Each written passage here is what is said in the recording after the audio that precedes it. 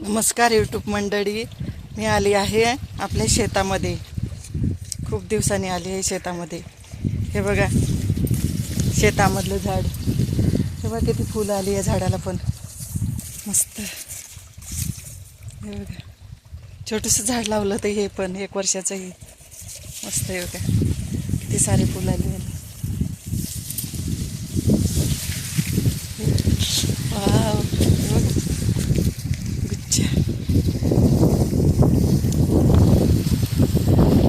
हे बघा आमच्या शेतामधलं घर. सामान वगैरे ठेवतात इथे शेतातले,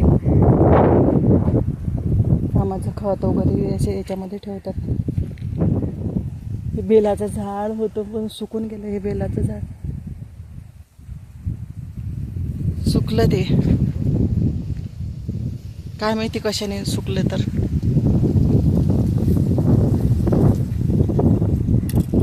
चला दाखवते तुम्हाला आता विहीर. हे बघा हे टाकं पाण्याचं. हे बघा विहीर आमच्या सासऱ्यांनी बांधलेली विहिरी, त्यांनी सासऱ्यांच्या याच्यातली. हे ओलं आहे ना, ओलं खाली दिसत आहे. तेवढं पाणी असतं त्या विहिरीला, खूप सारं पाणी असते. शेतीला पाणी देणं चालू आहे. चला दाखवते तुम्हाला आता मी आमचे. हे बघा आमचं गव्हाचं शेत एवढं. ते लांब दिसत आहे ते माझे मिस्टर आहेत, काका. सगळे काका बोलतात त्यांना. तेच करतात शेतीची कामं वगैरे. हा बघा गहू किती हिरवं शेत दिसत आहे. हे बघा किती उंबे आले याला गव्हाच्या. अजून भरल्याने कच्च्या आहेत, कोडे आहेत बिया याच्यातल्या. दाणे शरबती गहू आहे. हे बघा गव्हाचं शेत आमचं. किती छान वाटत आहे ना, हिरवगार सगळीकडे. मेहनत काकांची आहे पण.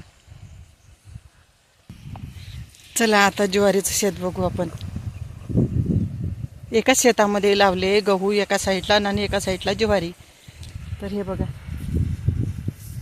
आपली ज्वारी, बारीकवाली आहे ज्वारी ही. पिंकर बघा कसे चालू आहे, छान मस्त.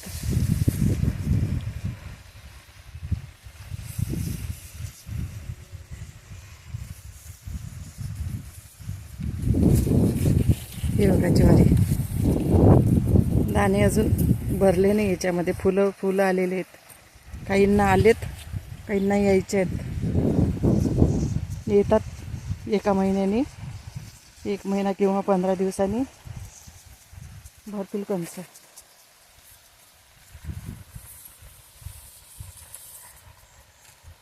हो ग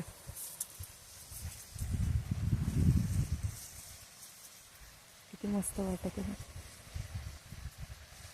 बुजगावनं लावलंय बघा तिकडे. माकड वगैरे येतात ना त्याच्यामुळं